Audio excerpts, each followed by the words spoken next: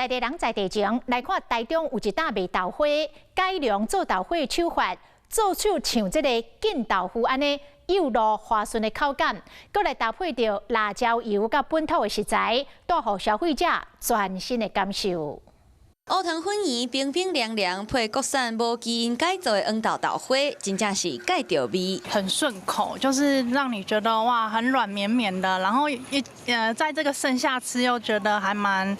消暑的这样。我们有一个共同创办人是一个日本先生，他叫高桥元辉，然后他运用了日本京都鸡豆腐的技法，然后来改良台湾的传统豆花，吃起来口感会比较绵密，然后滑嫩。疫情时期，伫咧台湾的日本人因为豆花甲台湾来结缘，甲台湾豆花制作的手法改良，成做无同款的口感。台日技法结合改良的手工绢豆花制作，一碗就要3小时，口感绵密滑顺，入口即化。业者甲台湾美食结合着日本牛人的精神，配合着着时的食材，坐伫咧草悟道的头前埕食一碗豆花，毋若是感受着无同款的风情，嘛，互人伫这烧热的天气会当凉一下。